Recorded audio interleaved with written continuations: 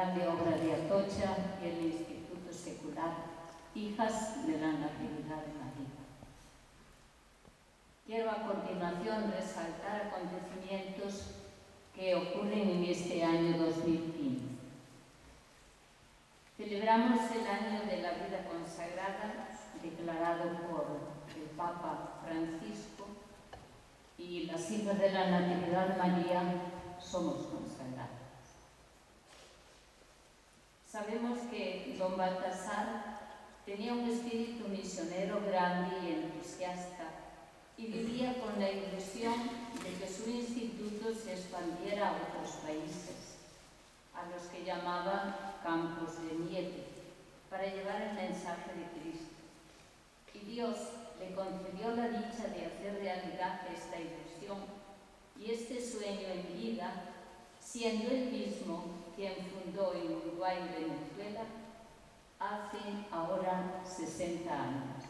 Justo el día 6 de este mes, hace 60 años que don Baltasar y 7 hijas de la Natividad de María pisaban tierra de Uruguay.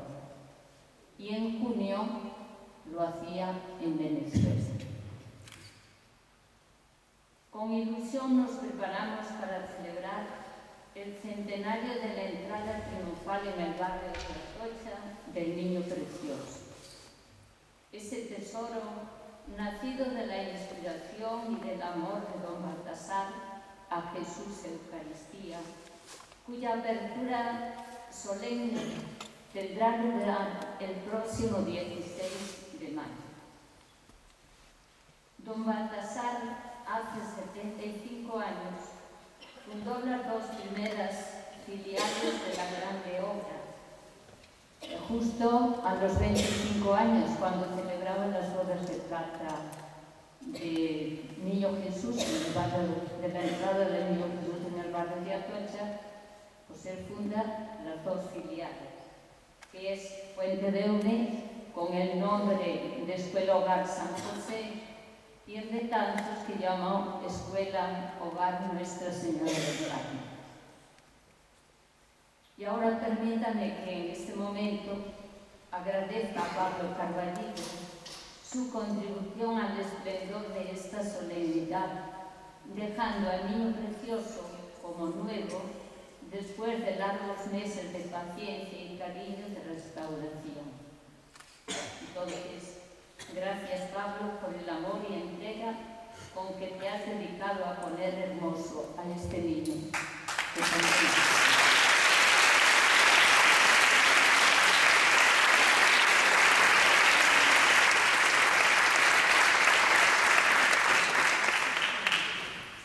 Todos estos acontecimientos nos llevan a volver la mirada al pasado y a recrearlo con gratitud, como dice el Papa Francisco. Queremos ser un homenaje agradecido a nuestro fundador para poder vivir el presente con pasión, el futuro con esperanza y con la misma ilusión que movía a nuestro Padre fundador. Durante estos años han pasado por esta cátedra ponentes de gran prestigio que nos han ido desgranando facetas de nuestro querido Padre. Y en este año de tantos recuerdos, nos pareció que sería hermoso que fuera una hija de la Natividad de María quien nos hablara desde dentro de nuestro fundador como homenaje de cariño y gratitud a quien tanto nos dejó de herencia. Por ello, la conferencia de este año la va a desarrollar María Teresa Iglesias Polo, licenciada en Pedagogía y que desempeña la función directiva desde el año 1998, primero en Arzúa y actualmente en Pontevedra, y que con cariño de hija nos va a hablar de don Baltasar. Te damos las gracias, María Teresa, y te cedo la palabra.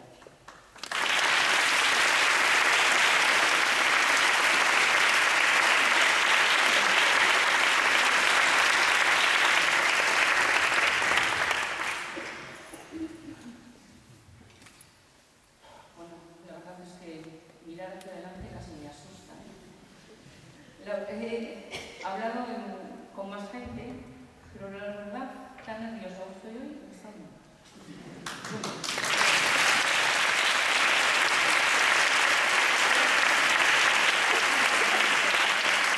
Y es que no soy capaz de pasar las hojas, tener paciencia porque les pasaré. Pero bueno, con paciencia. Bueno, pues nada, que gracias María. Quería primero agradecerte a ti y en ti a todas las hijas de la Natividad de María, a todo el instituto, la confianza que habéis depositado en mí para hacer esta tarea. Estoy convencida de que cualquier otra hija de la Natividad de María podría haber hecho esto igual o mejor que yo. Pero bueno, aquí estamos. No sé si realmente por inconsciente o inconsciencia mía o por atrevimiento, no sé. Una de las dos tiene que ser. Y bueno, también quería daros las gracias a todos vosotros por haber decidido pasar un ratito del día de hoy con nosotras. Y espero que cuando os marchéis llevéis en vuestro corazón un poco más de nuestra obra y os vayáis con el sentimiento de que realmente haber tomado esta decisión ha sido una buena idea. Gracias de antemano. Y nos vamos a meter en materia. Hoy nos encontramos aquí para volver otra vez la mirada sobre Don Baltasar como cada año. Y quisiera hacerlo desde la perspectiva del presente. Observar quién era desde los planos del siglo XXI. Observar qué nos dice de sí mismo ese hombre que ha sido capaz de traer luz con pasión a este bar de la Atocha hace ya un siglo. Se me olvidaba los tiempos. Y también es verdad que vamos a hacer este recorrido bajo mi mirada, por lo que sin lugar a dudas es una visión parcial, determinada por mi modo de ver e interpretar la vida y también por mi modo de ver, interpretar y vivir mi propia vocación. Quedarán posiblemente muchas cosas por decir, pero es que mi objetivo no es decirlo todo. Lo que quiero es compartir con vosotros lo que mi afecto y mi inteligencia siente y piensa de este hombre, de esta obra y de este camino, es decir, de Don Baltasar, de la Gran Torre de Atocha y de las hijas de la Natividad de María. Y bueno, hoy, comencemos por Don Baltasar. ¿Quién era Don Baltasar? ¿Cómo era Don Baltasar? ¿Qué características podríamos extraer aquellos que no lo hemos conocido a través de lo que nos han contado, de lo que hemos visto, de lo que hemos leído? ¿Y qué nos podrían decir, qué características nos podrían decir aquellas personas que realmente lo han conocido y han compartido la vida con él? Y entonces, pues, a bote pronto y realizando un brainstorming, como se dice ahora, diríamos, que Don Baltasar, ahora va, pues es sacerdote, gran comunicador, persistente, visionario, trabajador, coherente, entregado a los demás, gran organizador, alegre, enérgico, tierno, innovador, dócil, inquieto, y podríamos seguir. Y además sabemos que le han nombrado subdelegado de misiones en La Coruña, moderador del Catecismo de la Archidiócesis de Santiago, magistral de la Colegiata de Santa María en La Coruña, patrono de la obra Pía Álvarez de Castro, consejero de la Caja de Logros de La Coruña. El Ministerio le concede el ingreso en 1942 en la Orden Civil de Alfonso X el Sabio con la categoría de encomienda. En el tercer Congreso Catequístico Nacional, celebrado en Zaragoza en 1930, obtuvo el premio de honor por su modelo de organización y además la obra también recibe la medalla de oro al trabajo. Entonces, con estas características y estos servicios que ha prestado, no sé a vosotros, pero a mí se me viene a la cabeza una palabra, y la palabra es líder. Y más todavía cuando pienso que ha sido capaz de levantar la grande obra de Atocha, y además es que consiguió que unas cuantas mujeres se enrolaran en la barca de sus sueños, naciendo, fundando las hijas de la Natividad de María. Por todo esto me he puesto a leer y a bucear en internet y en foros sobre liderazgo, podemos concluir que líder es aquel que motiva y ayuda a los demás a trabajar con entusiasmo para alcanzar los objetivos. Pero considero que además don Baltasar poseía una característica específica del carácter, que es el carisma. Y carisma es la habilidad para inspirar el entusiasmo, interés o afecto en los demás a través del encanto o de la influencia. Por lo tanto, miremos cuáles son y qué nos dicen los autores actuales sobre los líderes carismáticos. Hoy definen claramente 7 características que iremos viendo y buscando algunas evidencias de cada una de ellas en la persona de don Baltasar. Empecemos con la primera. Sienten amor por la vida. Son personas a quienes les gusta celebrar. Son energéticos y además lo irradian de una forma contagiosa y positiva. Son alegres y con sentido del humor. Las evidencias que he buscado para esta primera característica son las siguientes. Abro comillas, todos los acontecimientos los lleva a buen fin. En cada uno ve la voluntad expresa de Dios y nada deja pasar sin extraerle sus mejores enseñanzas, que infunde luego en el corazón de sus hijas. Nos cuenta María Tenreiro, que es la cronista de la obra. Una hija de la Natividad de María me comenta sobre los encuentros con don Baltasar y dice: salía transformada del confesonario, con una energía y una fuerza interior que lo inundaban todo. Su fuerza y su energía se apreciaba en muchos acontecimientos, algunos de ellos eran las concentraciones catequísticas. Con qué fuerza y energía pronunciaba aquel Ave María Purísima que nos encandilaba a todos, me cuenta Teresa Sebano. Y el Padre le decía a Natividad que de vuestro corazón, formando uno solo con el de la Virgen, lleno del mismo espíritu que ella, broten palabras que lleven luz, vida y alegría a cuantos escuchan. Pasemos a considerar la segunda característica. Valoran el potencial de las personas. Ven a las personas no como son, sino como pueden llegar a ser. Ayudan a los demás a construir puentes que les faciliten el paso del presente al futuro que desearían. El mejor favor que puedes hacer a otra persona no es compartir con ella tus riquezas, sino ayudarla para que las suyas se revelen. Escuchan al otro, son reflexivos, intra e interpersonalmente, crean confianza y además inspiran. Vayamos a las evidencias. ¿Acaso no es una gran escuela de puentes y caminos la grande obra? ¿No ha visto en aquel barrio de Atocha la posibilidad de lo que podían llegar a ser sus gentes más que la decadencia que existía?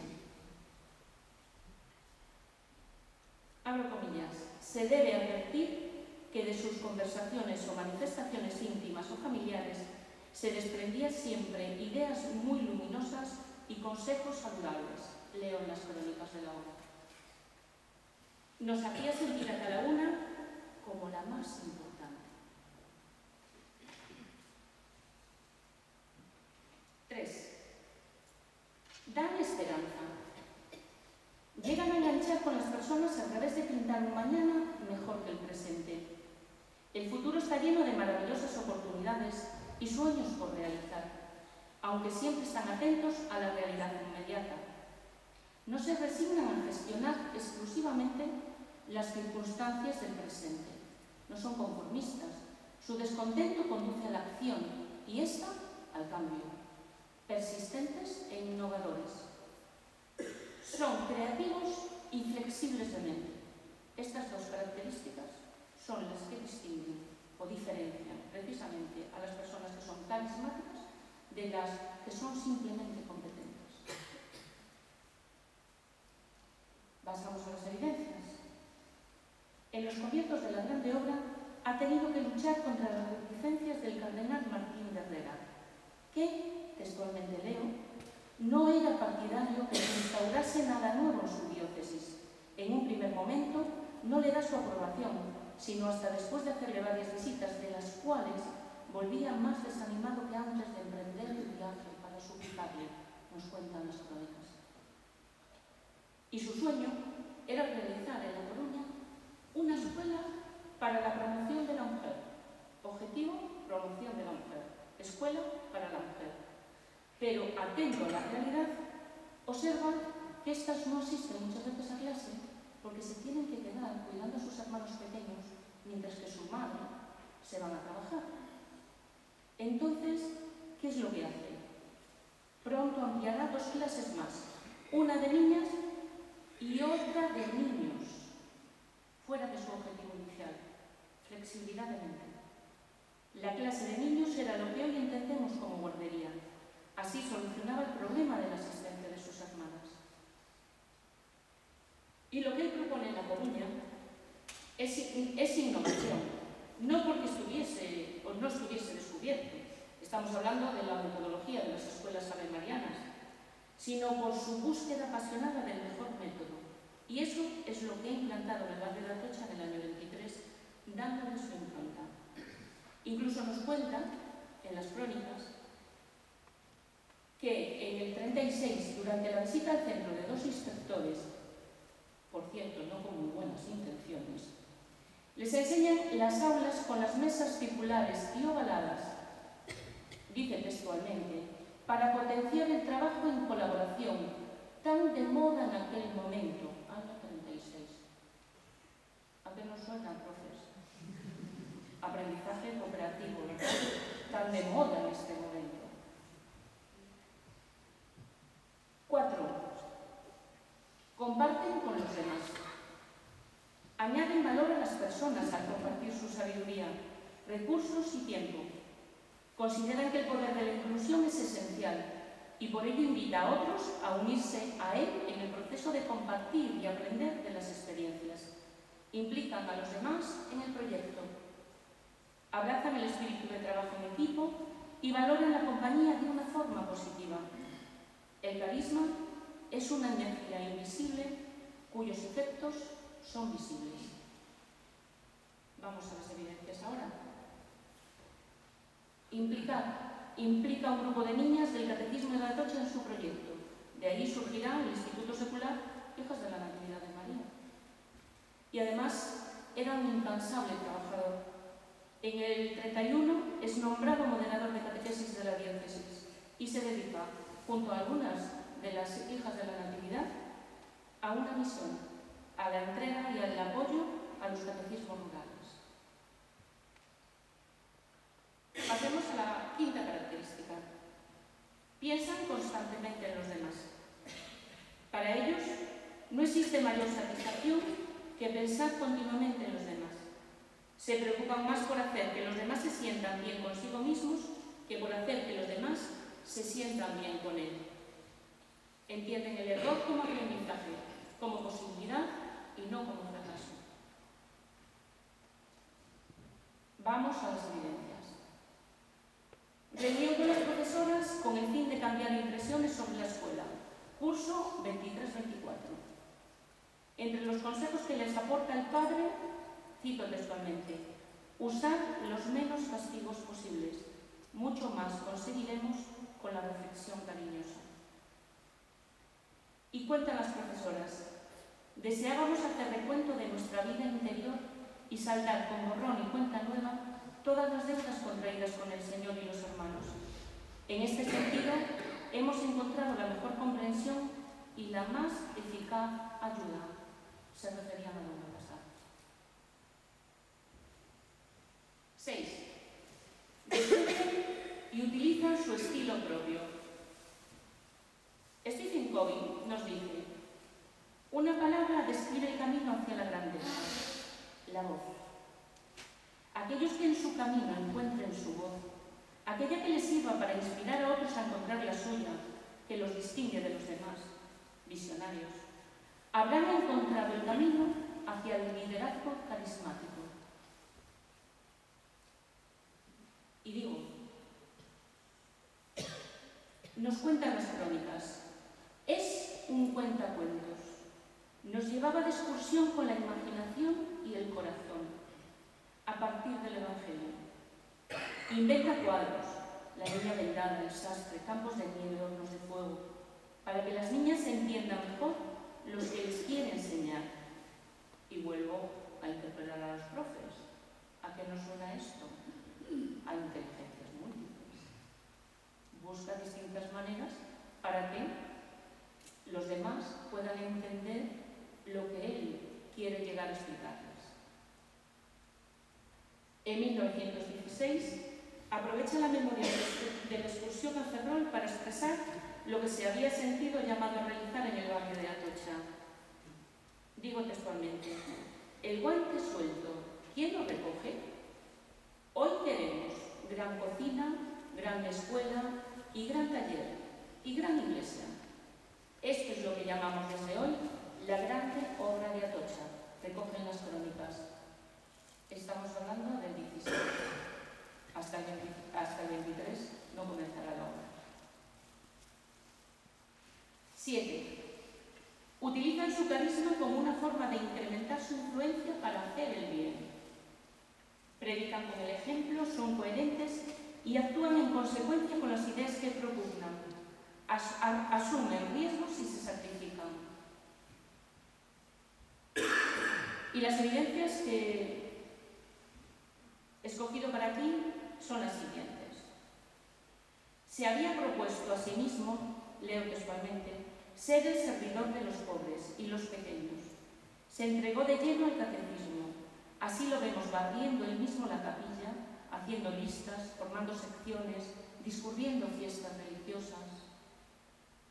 Y en una entrevista con el párroco de San Nicolás, le cuenta, le dice, que está dispuesto a sacrificarlo todo por la obra, ya que en el altar de la capilla de Atocha había ofrecido su vida y todo cuanto más estimaba en este mundo, que era la celebración de la Santa Misa, y que todo estaba dispuesto a perderlo y sacrificarlo, nos dicen las crónicas.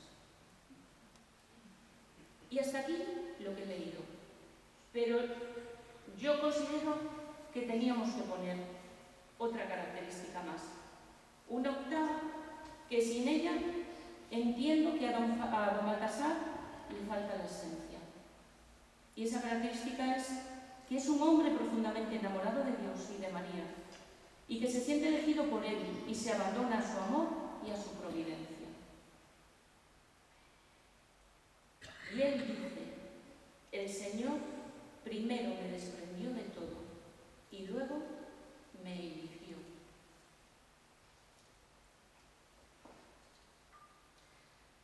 Y de todos es conocido cuando alguien le preguntó en una ocasión en que los problemas y las deudas se le acumulaban, dice Baltasar, pero ¿y tú cómo duermes? Y él contestó, pues hombre, con los ojos cerrados. Decirle si esto es providencia. Y llega la obra con un sobre en el que porta dinero para pagarle a los obreros. Se acerca una madre de familia y le cuenta que de no pagar el alquiler se tendrá que ir de la vivienda. El padre echa mano del sobre, se lo da. ¿Y el sueldo de los obreros? Y lo digo, la providencia lo solucionará, como así fue. Pues bueno, después de ir analizando cada una de las características, considero que realmente podemos decir en justicia que don Baltasar era un líder carismático. Bien, ahora os voy a pedir un favor. Os voy a pedir que cerréis los ojos. Vamos a escuchar algo y quería que lo escucharais con los ojos cerrados para centrarnos en lo que escuchamos. ¿Vale? Un minuto, no es más. Para que sea verdadero su nacimiento espiritual en nosotros, en las 3 vidas de Navidad, que podemos decir todos los sacerdotes. En la primera de medianoche, la verdad, como se dice, celebramos el nacimiento temporal de Cristo. El Verbo que se encarnó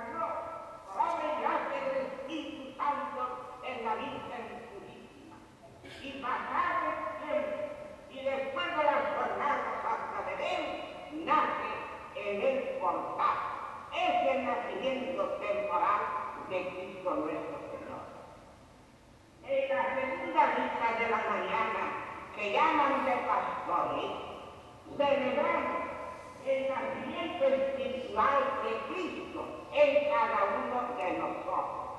Y finalmente, en la tercera tan grandiosa de las misas de Navidad, recordamos el nacimiento del Verbo, un nacimiento eterno en el seno del Padre.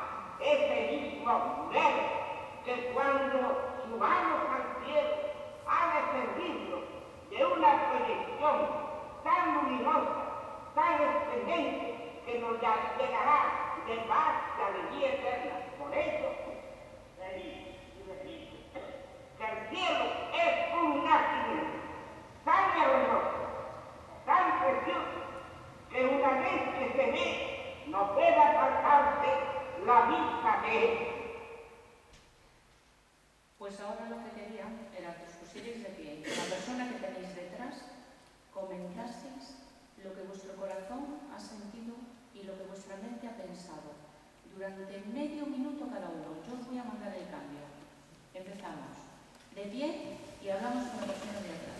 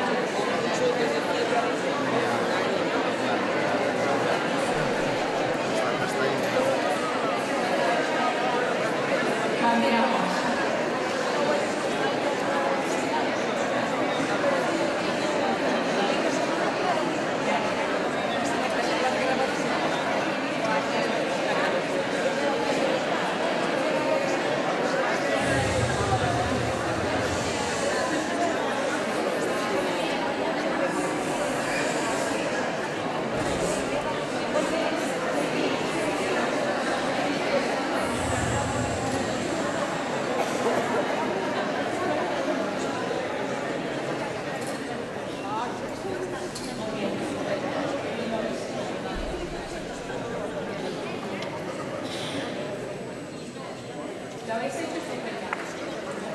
Pues vamos a seguir.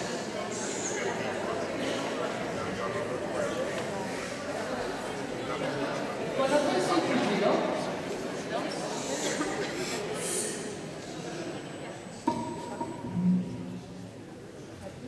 Sí. ¿Conocéis el cúmulo? Bien. Pues el cúmulo es una modalidad ancestral del tiro con arco. Es de Oriente, por supuesto. Y significa el camino del arco. Es un arte que implica un proceso de autoconocimiento y se trabaja desde espacios personales que habitualmente no estamos acostumbrados a transitar. Intenta, el especialista de este arte, consigue el equilibrio entre la dimensión cognitiva, es decir, inteligencia, voluntad y libertad, la dimensión corporal, la dimensión afectiva y la dimensión más profunda del hombre, que es el ser. Esto consigue que quede en equilibrio total.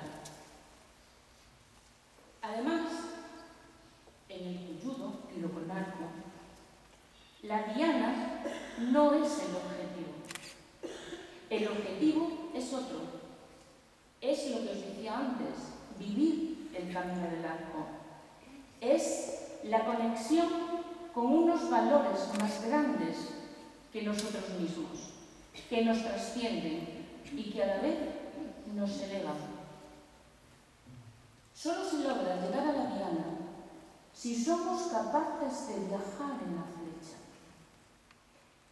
Y esto solo podemos alcanzarlo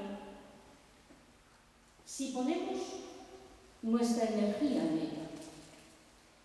Y esto, poner la energía en ello, viajar en la flecha, significa optar por el presente, estar en cuerpo y en alma en lo que se hace, vivir el presente, el aquí y el ahora. Recordemos que presente significa regalo, porque el pasado y el futuro no existen. Y don Baltasar, posiblemente, perdonad, pero me he entusiasmado con esto y no os he puesto las imágenes del cuyudo, del arco. No es un arco cualquiera, es un arco inmenso, enorme. Don Baltasar seguramente no conocía el cuyudo, pero lo que sí está claro es que es un artista del cuyudo. Este viajar en la flecha, el vivir el presente con responsabilidad y pasión, lo llevan a la realización de la grande obra de Atocha y a la fundación de las Hijas de la Natividad de María. Pasemos de puntillas por la grande obra de Atocha, la obra material. En el momento en que Dios lo sitúa en el barrio, ve la necesidad de las familias y las niñas del catecismo. Pan, cultura, catecismo, trabajo. Y comienza a soñar y a depositar sus sueños en el corazón de Jesús y María. Sueña, como vimos en el vídeo, con el niño Jesús de Uvas y Espigas, con el niño precioso. Y sin tener un solo duro, se lo encargan en Madrid al escultor Fons. Y el niño, con una gran fiesta, entra en el barrio en 1915.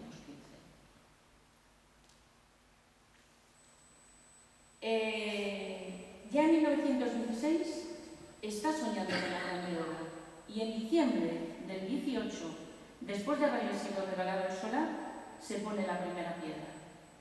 Y en el 23, un 30 de agosto, se realiza la gran inauguración, con posteriores ampliaciones según va aumentando la necesidad. Se comienzan a dar las clases preparatorias para alumnas de magisterio, fuera de horario escolar. Y luego, gracias a las profesoras que poseen títulos superiores, comienza la Universidad Popular Femenina. Clases de magisterio, comercio, música, mecanografía y una sección para casadas y madres de familia. Estamos hablando del curso 27-28. Y en el 27, otro pilar de la obra, el gran taller. Deja de ser un sueño para convertirse en una bella y práctica realidad. Dos profesoras habían ido a Barcelona a aprender el método Martí, de corte y confección, muy prestigioso en aquel momento, pero hoy sigue siendo igual de prestigioso. Lo he vuelto a hacer. Hace apenas 4 años atrás, cuando va a inaugurar la grande obra de Atocha, manda a 2 profesoras, ¿a dónde? A las escuelas del Ave María de Granada, a donde él considera que está el mejor método de enseñanza pedagógico de España. Y ahora hace lo propio con el gran taller, 4 años después. Y sigue soñando. Y sueña con la gran cocina y comedor, que se hará realidad en diciembre del 35. Y así, la obra material de Atocha va creciendo en La Coruña y expandiéndose a Pontedeume, Betanzos, Arzúa, Uruguay, Venezuela.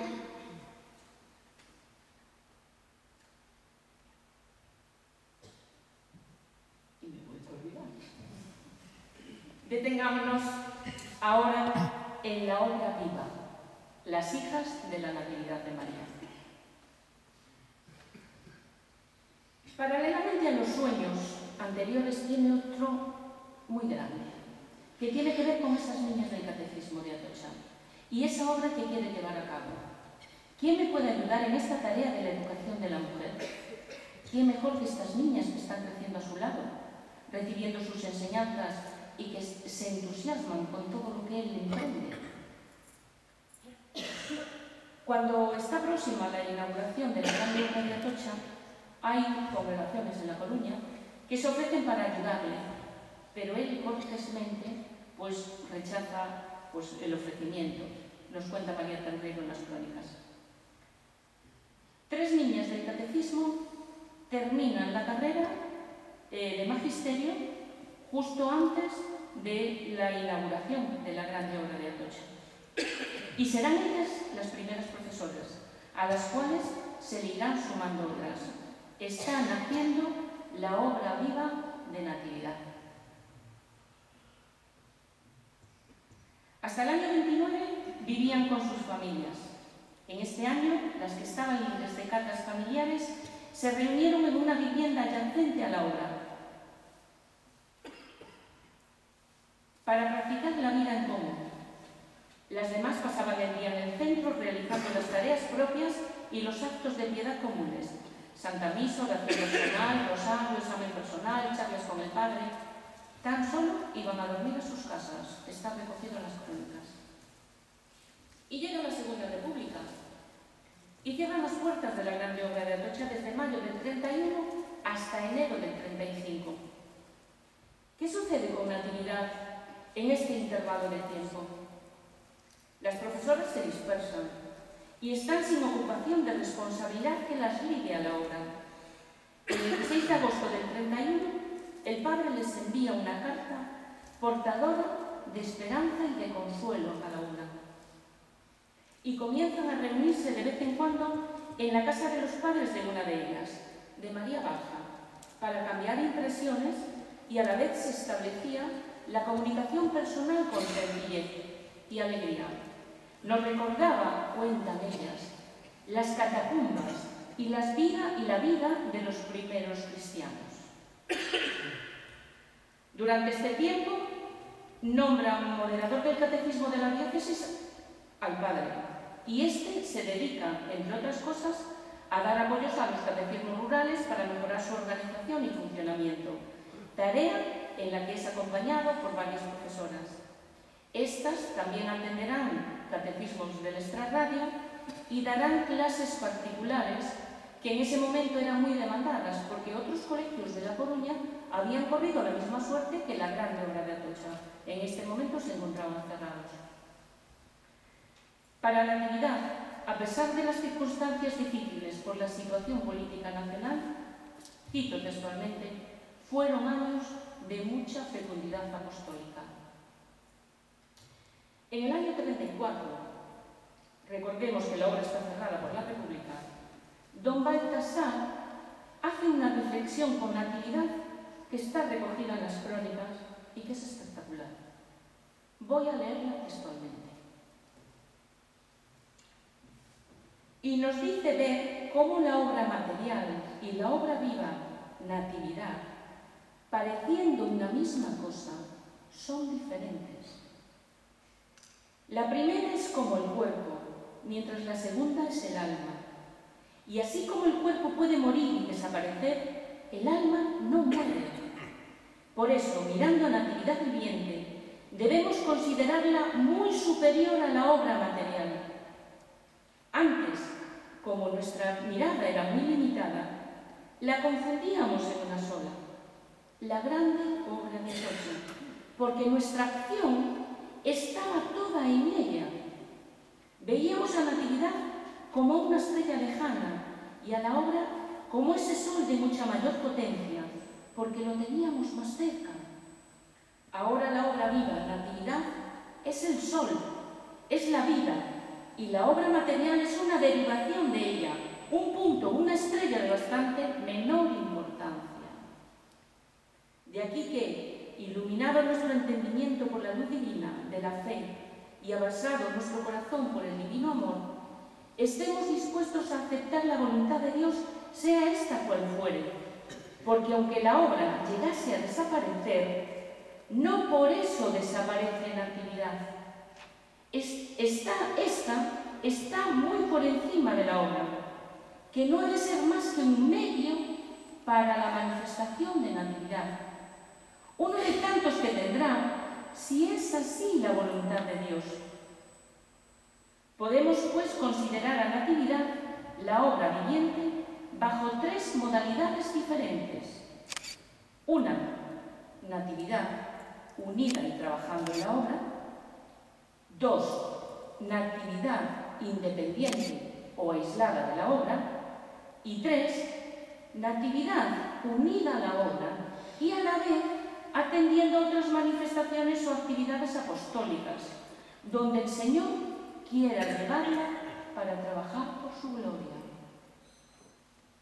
Bajo cualquiera de estos aspectos, hemos de considerar a la Natividad como un organismo constituido y capacitado para ejercer cualquier apostolado y en la forma que sea voluntad de Dios.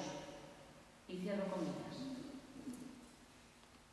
Particularmente pienso que la realidad que están viviendo en ese momento, es decir, la dispersión, el estar cada una dando clases particulares, el ayudar al catecismo, el tener que reunirse fuera del espacio de la grande obra de Atocha, pues esa situación que está viviendo en ese momento le aporta tal luz que le permite hacer tan claramente esta afirmación diferenciadora y, desde mi punto de vista, radical.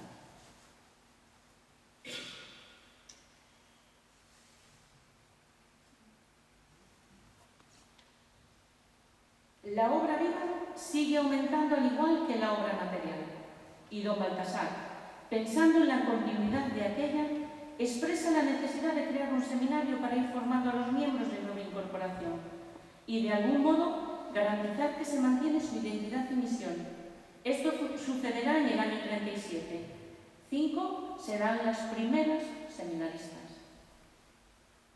Desde el principio, tendrá don Baltasar una inquietud que se irá haciendo más persistente cuanto más crece la actividad.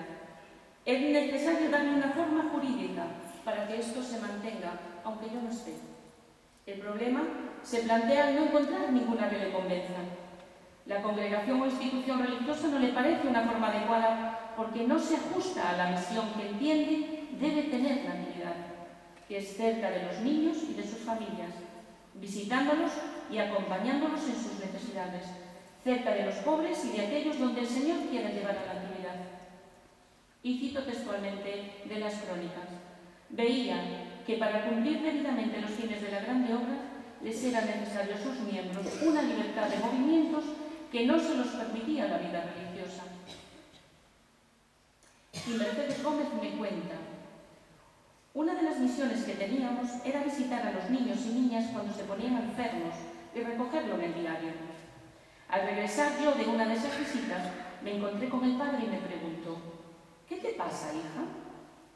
A lo que le contesté: vengo muy impresionada porque he ido a visitar a fulanito y me he encontrado con una tremenda realidad. Una pequeña casa, casi sin ventilación, muy pobre, y el niño tenía mucho frío, por lo que su abuela lo tapó con unos cuantos cartones y periódicos.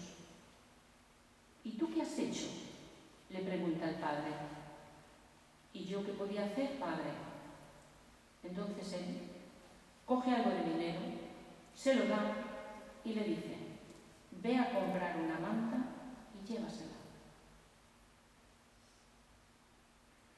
Desde el siglo XIX estaban surgiendo en Europa nuevas formas de vida consagrada, con la que encajaba más el proyecto de don Baltasar, pero no tenían reconocimiento canónico y tampoco tenemos constancia de que el padre supiese de su existencia o no.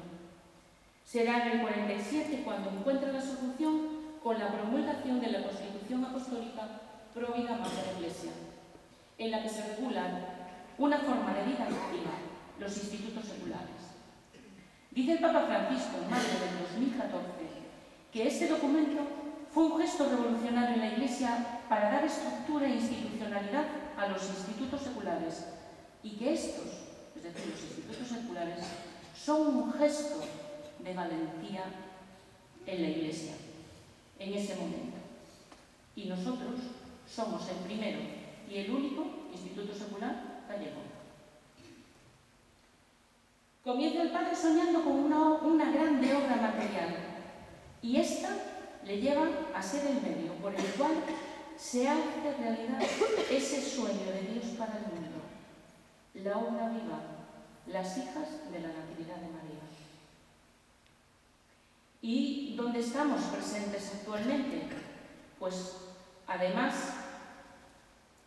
de las obras materiales propias, que todos conocemos, estamos realizando diferentes tareas en nombre del Instituto, en las casas de ejercicios, en el Seminario Mayor, en el Arzobispado de Santiago de Compostela, en Argentina, en Valdepeñas, en México, en Perú.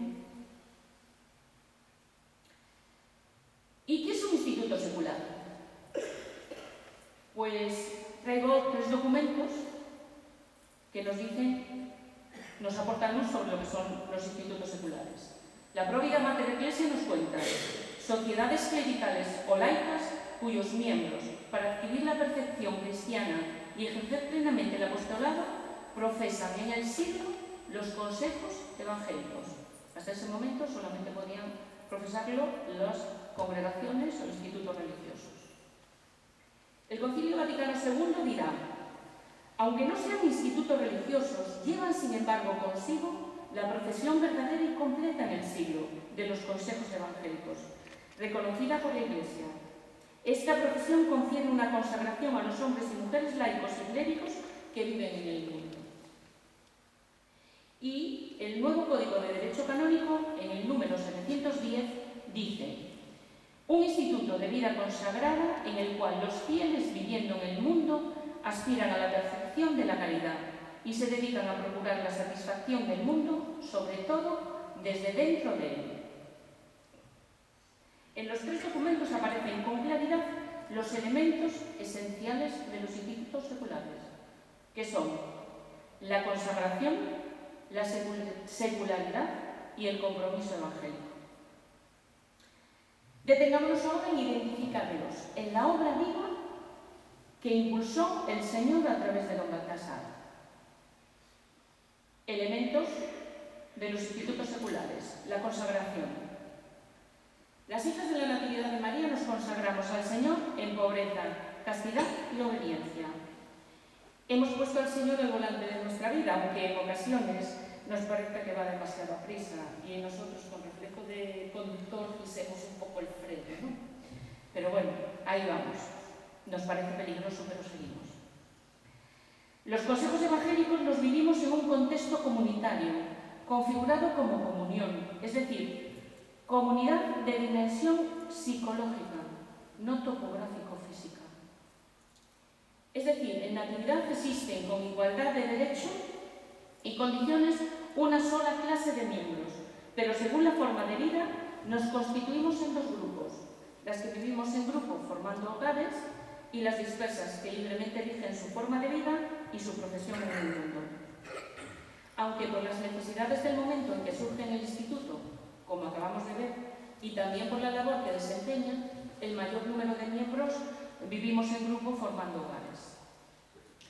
Todas tenemos como seguimiento, como norma suprema, el seguimiento de Jesucristo en fidelidad a la Iglesia y a la espiritualidad que brota del carisma propio del instituto, que es la práctica de la infancia espiritual.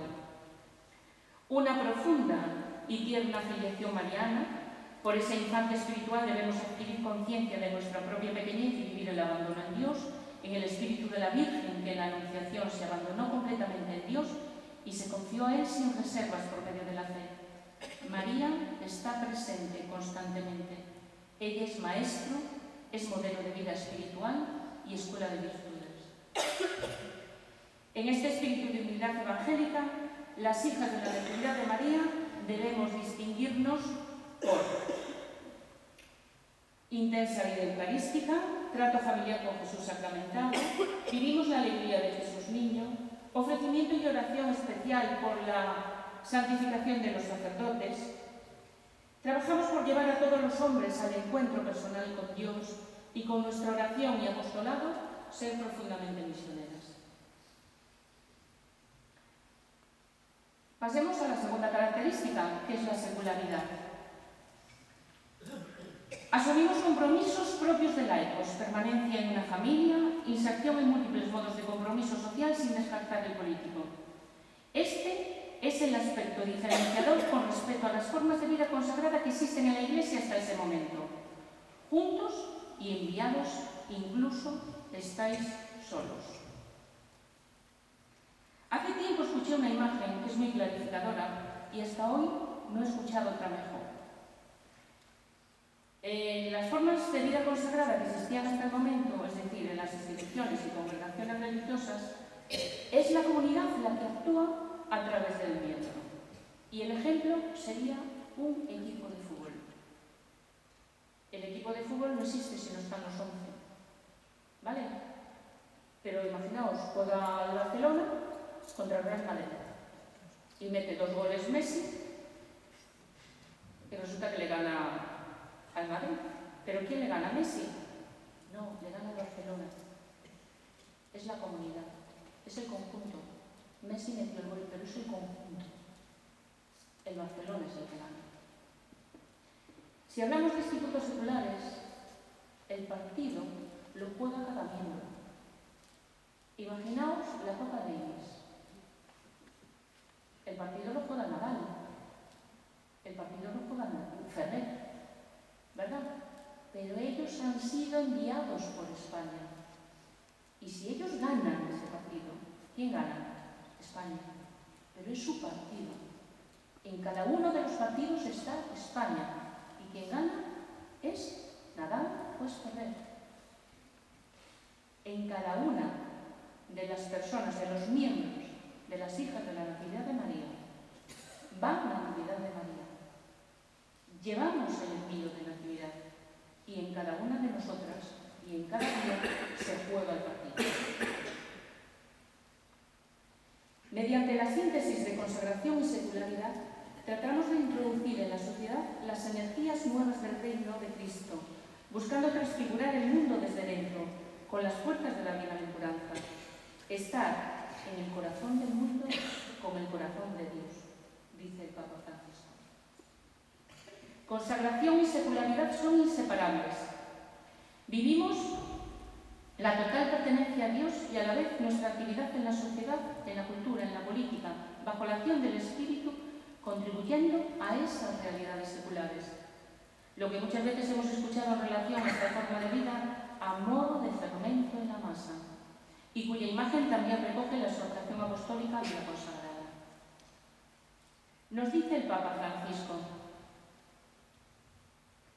la vuestra es una vocación por su naturaleza en salida, no solo porque os lleva hacia el otro, sino también y sobre todo porque os exige vivir allí donde vive todo hombre, hacer la vida de una persona que vive en el mundo y al mismo tiempo custodiar la contemplación.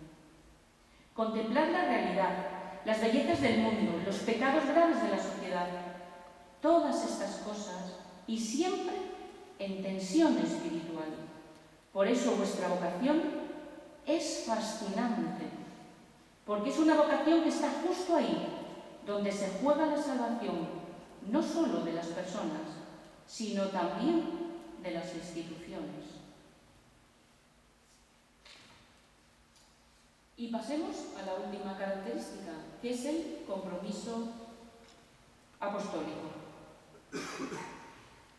Toda la vida de Jesús está orientada y ocupada por la misión. La llamada a cada una de nosotras lleva consigo una misión, la misma que Cristo tuvo y exige de cada uno, una respuesta en fidelidad. ¿Cuáles son los fines del instituto?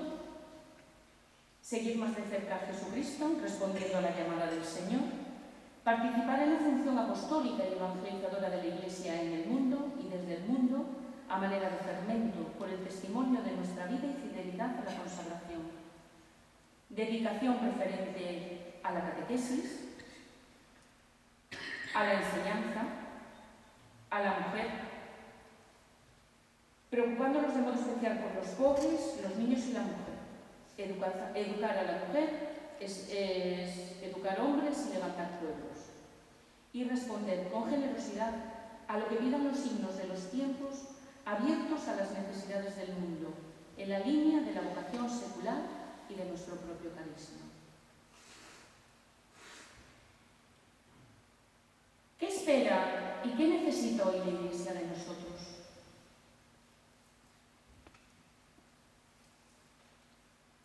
En este momento quiero hacer un eco de las palabras que Monseñor Carballo pronunció en el Congreso Regional para la Vida Consagrada, realizado en Orense el día 20 del mes pasado. Hoy tenemos un desafío. No podemos ceñirnos o quedarnos en lo que hizo don Baltasar, en acercarnos al pasado haciendo arqueología. Tenemos que ser capaces de recrear en el hoy el ayer con creatividad, haciendo posible el futuro. Quisiera, para finalizar, retomar de nuevo la imagen del cuyudo. Decíamos que el padre era un virtuoso del vivir el presente, el aquí y el ahora, mindfulness, el estar con plena consciencia. Pues bien, las hijas de la Natividad de María también queremos ser esas mujeres, esa institución que es capaz de visionar con claridad la diana, pero el objetivo es vivir el camino del arco, es viajar en la flecha. Y la conexión con unos valores que son más grandes que nosotras mismas. Por eso, con don Baltasar y cada mañana decimos: mientras haya en el sagrario un hambriento y pobres hambrientos junto al sagrario, no habrá tiempo en esta obra para pensar, hablar, comentar o tratar otros intereses que no sean la Eucaristía y los pobres. Muchas gracias.